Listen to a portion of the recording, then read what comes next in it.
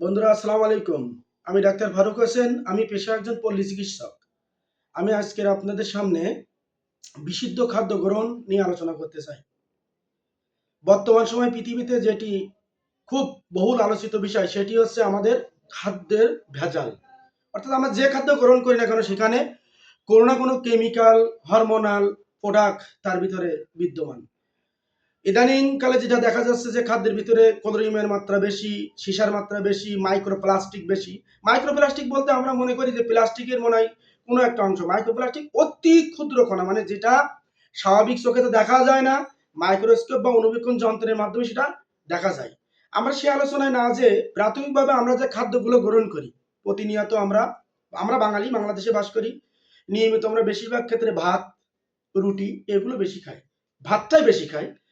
এই ভাত যখন আমরা খাই এর থেকে আমাদের বিভিন্ন ধরনের তরকারি, মাছ, গোশ আমরা সেটা রান্না করে খাই। আমরা বাঙালি অধিকাংশ খাদ্যই আমরা রান্না করে খাই। তো আমরা যে মাছটা এখন খাচ্ছি সেটি দেখা যাচ্ছে কোনো না কোনোভাবে ফরমালিন, আপনার কেমিক্যাল, হরমোন এবং ক্লোরিনের মাত্রা থাকছে। আমরা যে ব্রয়লার মুরগি খাই সেখানে ক্লোরিনের মাত্রা বেশি পরিমাণ থাকে। একজন মানুষের শরীরে আপনার বলা যায় 0.5 কিউসেক মতো আপনার ক্লোরিয়াম সহনশীল, কিন্তু একটি পোলট্রির ডিমে 350 এমজির বেশি ক্লোরিয়াম আছে। 1 কেজি পোলট্রির মাংসে যে পরিমাণ ক্লোরিয়াম থাকে, তো একটা মানুষের জীবন ধ্বংসের জন্য যথেষ্ট। কিন্তু আমরা ভেজাল খাদ্য খেয়ে অভ্যস্ত হয়ে গেছি। আমাদের হার্ট, কিডনি, লিভার, আমাদের পাচকতন্ত্র, বিশেষ করে আমাদের যে হাড়ের মেন যে প্রবলেমগুলো এখান থেকে সৃষ্টি হয়। আমরা প্রতিনিয়ত যে তেলটা খাই রান্নার কাজে, এই তেলের ভিতরে বেশিরভাগ ক্ষেত্রেই দেখা যায় ভেজাল। আমরা যে সয়াবিন তেলটা খাই, পাম অয়েল খাই, এগুলো ভাজাভুজির জন্য, এগুলো আসলে ভোজ্য তেল না।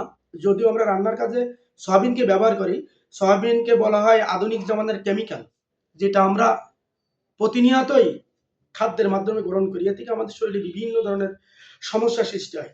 আমরা লাউ, মিষ্টি কুমড়া, পেঁপে, শশা, চিচিঙ্গা, ঝিঙ্গা, আলু, পটল, উচ্ছে, বিভিন্ন প্রকারের সবজি এবং কচু, ওল, কলা আমরা বাজার থেকে কিনি এবং নিয়মিত রান্না করে খাই। এইটা উৎপাদন করতে যে এখান থেকে 20 বছর পূর্বে যে বিষক্রিয়াগুলো ব্যবহার করা হতো, অর্থাৎ যে ড্রাগটা দেওয়া হতো সেগুলোর ভিতরে ক্ষতির পরিমাণটা কম ছিল।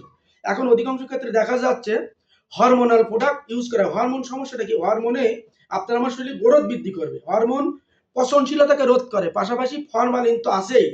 এই খাদ্যগুলো গ্রহণ করার ফলে আমাদের এখন আধুনিক জামানায় যে মানুষের হাড়ের প্রবলেম, কিডনির প্রবলেম, ডায়াবেটিক্স, চোখের সমস্যা, লিভারের সমস্যা, হাড়ের সমস্যা, প্রতিনিয়ত ইত্যাদি সমস্যা আমাদের শরীরে লেগেই থাকে।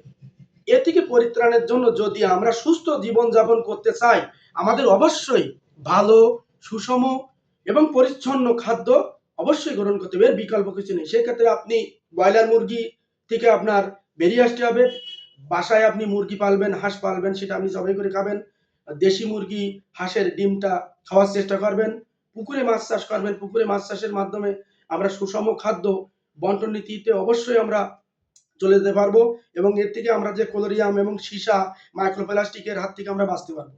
পাশাপাশি আমরা যে ভাতটা রান্না করে খাই, আমরা এই ঢেঁকি ছাড়া চাল যেমন আগে আমরা খেয়েছি, তার উপরে যে একটা লাল আবরণ মতো থাকতো খয়েরি আকারে, সেটি ছিল আয়রন, আমাদের শরীরের জন্য খুবই উপকারী ছিল।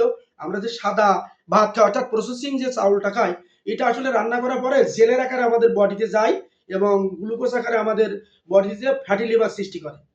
তো সব থেকে ভালো হয় যদি আমরা খাদ্য কি খাচ্ছি এবং আমাদের কি খাওয়া উচিত, কিভাবে আমরা সেটা সংগ্রহ করব এবং প্রাকৃতিকভাবে বিশুদ্ধ খাদ্য যাতে আমরা পেতে পারি, তার জন্য আমাদের অবশ্যই অগ্রসর হতে হবে এবং পদক্ষেপ নিতে হবে। এরপরেও সুষম খাদ্য গ্রহণের পরেও মানুষের শরীরে বিভিন্ন সমস্যা হতে পারে। সেক্ষেত্রে আপনারা বিশেষজ্ঞ ডাক্তার এবং যারা পুষ্টিবিদ আছে ওনাদের সঙ্গে যোগাযোগ করবেন এবং সুস্থ জীবনযাপন করবেন। ধন্যবাদ সকলকে।